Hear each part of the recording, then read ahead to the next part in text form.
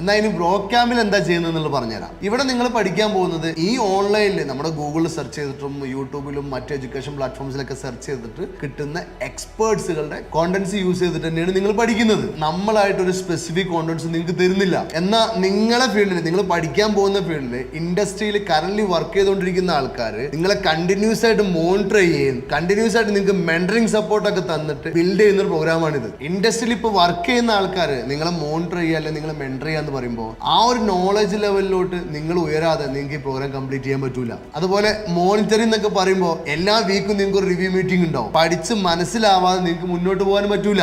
ഇത് പണ്ടെപ്പോഴോ നമ്മൾ കോളേജിൽ സ്കൂളിലൊക്കെ പഠിച്ചപ്പോൾ ഈ സെം മൊത്തം ഞാൻ ഫുള്ള് പഠിക്കാം, അല്ലെങ്കിൽ ഈ വർഷം മൊത്തം ഞാൻ പഠിക്കാന്നൊക്കെ തീരുമാനിച്ചിട്ടുണ്ടാവും പല കോളേജിലും അല്ലെങ്കിൽ പല ക്ലാസ്സുകളിലും നിങ്ങൾ. പക്ഷെ ആരും എന്ത് ചെയ്യില്ല, ഇത് ഏറ്റെടുക്കൂല. പക്ഷെ ഇവിടെ അത് ഏറ്റെടുക്കാതെ നിങ്ങൾക്ക് ഈ പ്രോഗ്രാം കംപ്ലീറ്റ് ചെയ്യാനേ പറ്റില്ല. ഇതിനൊക്കെ പുറമെ നമ്മൾ ഓൺലൈനിൽ അവൈലബിൾ ഉള്ള കോണ്ടന്റ്സ് യൂസ് ചെയ്യുക. അപ്പൊ ടീച്ചേഴ്സ് ഇല്ല, എക്സ്പേർട്സിന്റെ കണ്ടന്റ് ഓൺലൈനിൽ സെർച്ച് ചെയ്ത് ഇഷ്ടമുള്ളത് എടുത്ത് പഠിക്കുകയാണെന്നൊക്കെ പറഞ്ഞു. ഇതിന്റെ ഒരു ഗുണം വലുതാണ്. അതായത് IT കമ്പനികളിൽ നിങ്ങൾ വർക്ക് ചെയ്യാൻ പോകുമ്പോൾ അവിടെ ഒരു സോഫ്റ്റ്വെയർ എഞ്ചിനീയർ എന്ന് പറഞ്ഞു കഴിഞ്ഞാൽ അയാൾക്ക് ഓരോ പുതിയ പ്രോജക്റ്റുകൾ, ടാസ്കുകൾ വരും.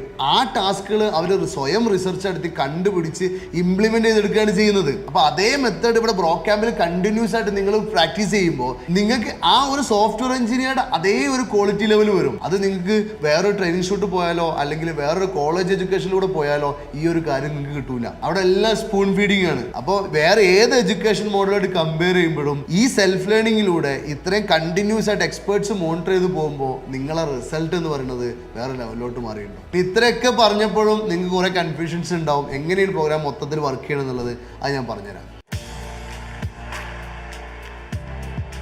ഈ പ്രോഗ്രാം മൊത്തം നമുക്ക് 28 വീക്സിലാണ് നിങ്ങൾ കംപ്ലീറ്റ് ചെയ്യുന്നത്. അതായത് 7 മാസം കൊണ്ട്. പല ഫീൽഡിലുള്ള ആൾക്കാരാണ് ഈ IT ഫീൽഡിലോട്ട് കടന്നു വരുന്നത്. അപ്പൊ എല്ലാവർക്കും പ്രോഗ്രാമിംഗ് നടക്കോ ഇല്ല എന്നുള്ളത് നമുക്ക് നോക്കണം. നിങ്ങൾക്ക് എല്ലാവർക്കും പ്രോഗ്രാമിംഗ് നടക്കോ ഇല്ല എന്നുള്ളത് വെരിഫൈ ചെയ്യാൻ വേണ്ടിയിട്ട് ഒരു ഫുമിഗേഷൻ ടെസ്റ്റ് ഉണ്ട്. 2 വീക്സിന്റെ ഒരു ഫുമിഗേഷൻ പീരീഡ് ആണ്. ഈ 2 ആഴ്ച നമ്മൾ എന്ത് ചെയ്യുമെന്ന് വെച്ചാൽ ബേസിക് കോഡിംഗ് ഉണ്ടല്ലോ, അതായത് നമ്മളെ തന്നെ 100K കോഡിംഗ് ചലഞ്ച് എന്ന് പറഞ്ഞ സീരീസ് ഉണ്ട്. അതുപോലെ തന്നെ നെറ്റിൽ സെർച്ച് ചെയ്താൽ നമുക്ക് ഒരുപാട് ബേസിക് കോഡിങ്ങിന്റെ ഒരുപാട് സാമ്പിൾ പ്രോഗ്രാംസുകൾ കിട്ടും. അപ്പൊ ഇതിനൊക്കെ ബേസ് ചെയ്തിട്ട് നമ്മൾ പ്രാക്ടീസ് ചെയ്യാനുള്ള കുറച്ച് ടാസ്കുകൾ നിങ്ങൾക്ക് തരും. ഈ ടാസ്കുകളൊക്കെ ചെയ്ത് നോക്കുകയും അത് നിങ്ങളെ കൂടെയുള്ള ബാച്ചിലുള്ള സ്റ്റുഡൻസുമായിട്ട് കമ്പയർ ചെയ്ത് പഠിക്കുകയും ഒരാഴ്ച കഴിയുമ്പോൾ, അതായത് ഈ ഫുമിഗേഷൻ ടൈമിൽ 2 ആഴ്ച സമയത്തിൽ ഒരാഴ്ച കഴിയുമ്പോൾ നിങ്ങൾക്കൊരു മോക്ക് ഫുമിഗേഷൻ ടെസ്റ്റ് കാണിച്ചെന്ന് എങ്ങനെയാണ് ഫുമിഗേഷൻ ടെസ്റ്റ് എന്ന് കാണിച്ചു തരുകയും ചെയ്യും. ഇതൊക്കെ കഴിഞ്ഞ് 2ാമത്തെ ആഴ്ച എൻഡ് ചെയ്യുന്ന സമയത്ത് നിങ്ങൾക്ക് ആ ഫുമിഗേഷൻ ടെസ്റ്റ് ഉണ്ടാവും. അതായത് ഫുമിഗേഷൻ ടെസ്റ്റ് പാസ്സാവുമ്പോഴാണ് നിങ്ങൾ ബ്രോ ക്യാമ്പിന്റെ ഫസ്റ്റ് വീക്കിലോട്ട് എൻട്രി ചെയ്യുക. 10ൽ 5 സ്കോർ അച്ചീവ് ചെയ്താൽ തന്നെ നിങ്ങൾ ഫുമിഗേഷൻ ടെസ്റ്റ് പാസ്സാവും. അങ്ങനെ ഫുമിഗേഷൻ ടെസ്റ്റ് പാസ്സായി പ്രോഗ്രാമിലോട്ട് കടന്നു കഴിഞ്ഞാൽ നിങ്ങൾക്ക് ഫസ്റ്റ് വീക്കിൽ തന്നെ നിങ്ങൾക്ക് ഏത് ഡൊമൈൻ, അതായത് ഏത് ഫീൽഡ് ഞാൻ പഠിക്കണം. ഒന്നാമത് നമ്മുടെ ഈ പ്രോഗ്രാമിലോട്ട് വരുന്ന ആൾക്കാരെല്ലാം പല ഫീൽഡിലുള്ള ആൾക്കാരായതുകൊണ്ട് തന്നെ IT ഫീൽഡ് എന്ത് പഠിച്ചാൽ ജോലി കിട്ടുമെന്ന് അറിയുന്നുണ്ടാവില്ല. അതായത് മൊബൈൽ ആപ്പ് ഉണ്ടാക്കാൻ പഠിക്കണോ, വെബ് ഡെവലപ്മെന്റ് ചെയ്യാൻ പഠിക്കണോ,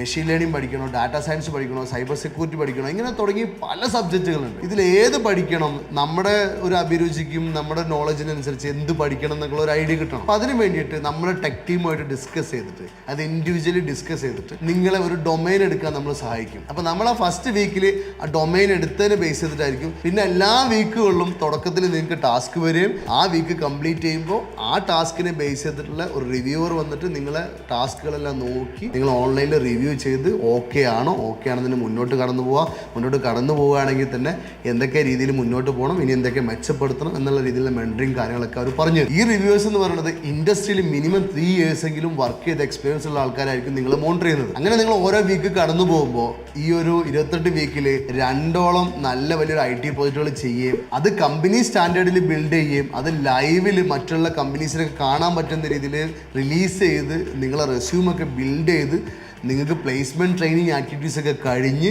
നിങ്ങൾ നേരെ 28ാമത്തെ വീക്ക് കഴിയുമ്പോൾ പ്ലേസ്മെൻറ്റിലോട്ട് പോകും. ഇങ്ങനെ പ്രോഗ്രാം കംപ്ലീറ്റ് ചെയ്ത് കഴിയുമ്പോഴാണ് നമ്മൾ പ്ലേസ്മെൻറ്റ് ആക്ടിവിറ്റീസ് ട്രൈ ചെയ്യുകയും കമ്പനീസുമായിട്ട് അപ്രോച്ച് ചെയ്യുകയും അതിനുള്ള ട്രെയിനിങ് കാര്യങ്ങളൊക്കെ ആ സമയത്ത് പ്ലേസ്മെൻറ്റ് ടീമിനെ നിങ്ങളെ ഇൻട്രൊഡ്യൂസ് ചെയ്ത് പറഞ്ഞ് തന്ന് നിങ്ങളെ ഹെൽപ്പ് ചെയ്ത് സപ്പോർട്ട് ചെയ്യും. അങ്ങനെ ഈ പ്രോഗ്രാം കംപ്ലീറ്റ് ചെയ്യുന്നതോട് കൂടിയിട്ട് നിങ്ങളൊരു സ്പെഷ്യൽ ഇൻഡിവിജ്വൽ ആവും. അതായത് ഏതൊരു ടാസ്ക് സ്വന്തമായിട്ട് ഏറ്റെടുത്ത് ചെയ്യാനും ഏതൊരു പ്രൊജക്റ്റ് വന്നാലും ഏതൊരു ടെക്നിക്കൽ ഇഷ്യൂസ് വന്നാലും അത് കണ്ടുപിടിച്ച് ഫിക്സ് ചെയ്യുന്ന പുതിയ രീതിയിലുള്ള ഒരാളായിട്ട് മാറും. അതിന് പുറമെ ഇത് മൊത്തത്തിൽ നിങ്ങളുടെ ലൈഫ് ചേഞ്ച് ആവുന്ന പ്രോഗ്രാമാണ്. അത് എന്തുകൊണ്ടാണെന്ന് വെച്ചാൽ നിങ്ങൾക്ക് എന്ത് ചെയ്യാൻ അറിഞ്ഞാലും അത് പ്രോപ്പറായിട്ട് മറ്റുള്ളവരോട് കമ്മ്യൂണിക്കേറ്റ് ചെയ്യാതെ നിങ്ങൾക്ക് ആ ഒരു കാര്യത്തിൽ സക്സസ് ആകാൻ പറ്റില്ല. അപ്പോൾ അതുകൊണ്ട് തന്നെ നിങ്ങൾക്ക് മറ്റുള്ളവരോട് എങ്ങനെ കമ്മ്യൂണിക്കേറ്റ് ചെയ്യണം, ഒരു ടീമിനോട് എങ്ങനെ കമ്മ്യൂണിക്കേറ്റ് ചെയ്യണം, ഒരു വേദിയുടെ മുന്നിൽ വന്നാൽ എങ്ങനെ സംസാരിക്കണം, ഇങ്ങനെ തുടങ്ങിയിട്ട് എല്ലാ കാര്യങ്ങളും നമ്മൾ ഡെയിലി പല പല ആക്ടിവിറ്റീസിലൂടെ അല്ലെങ്കിൽ വീക്കിലി പല പല ആക്ടിവിറ്റീസിലൂടെ നിങ്ങൾക്ക് ഇത് മെച്ചപ്പെടുത്തിയെടുക്കാനുള്ള ഒരുപാട് അവസരങ്ങളുണ്ട്. നിങ്ങൾക്ക് ഇത് മെച്ചപ്പെടുത്തിയെടുത്തേ പറ്റുള്ളൂ. ഇതൊന്നും പാർട്ടിസിപ്പേറ്റ് ചെയ്യാതെ നിങ്ങൾക്ക് മുന്നോട്ട് പോകാനും പറ്റൂല. അതുപോലെ തന്നെ ഇംഗ്ലീഷ് ലാംഗ്വേജ് ഇംപ്രൂവ് ചെയ്യുക എന്നുള്ളത് വളരെ അത്യാവശ്യമാണ്. എന്തുകൊണ്ടെന്ന് വെച്ചാൽ IT കമ്പനികളുടെ ഇന്റർവ്യൂസ് മൊത്തം ഇംഗ്ലീഷിലായിരിക്കും. അപ്പോൾ നിങ്ങൾക്ക് ഇംഗ്ലീഷിൽ സംസാരിക്കാൻ വേണ്ടിയിട്ട് എല്ലാ ദിവസവും ഒരു 1 hour ഇംഗ്ലീഷ് ആക്ടിവിറ്റീസ് ഉണ്ടായിരിക്കും. അപ്പോൾ അതിലൂടെ നിങ്ങൾ ഇംഗ്ലീഷ് പറഞ്ഞു പഠിക്കുകയും അതിന് ബേസ് ആയിട്ട് ഒരുപാട് ടാസ്കുകൾ വരും. പിന്നെ കമ്പൽസറി ഇംഗ്ലീഷാണ് കുറച്ച് വീക്കുകളൊക്കെ ഉണ്ട്.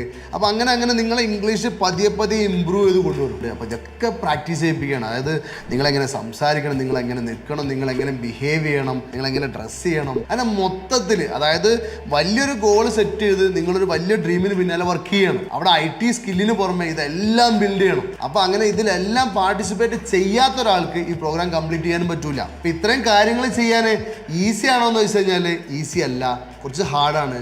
പക്ഷേ ഹാർഡായ ആക്ഷൻസ് എടുക്കാതെ നിങ്ങൾക്ക് മുന്നോട്ട് പോയിട്ട് വലിയ കാര്യങ്ങൾ അച്ചീവ് ചെയ്യാൻ പറ്റില്ല. അപ്പോൾ ഈ രീതിയിൽ ഫുള്ളി ഫോക്കസ് ചെയ്ത് കഴിഞ്ഞാൽ നിങ്ങളുടെ ലൈഫ് വേറെ ലെവലോട്ട് മാറുകയും ചെയ്യും.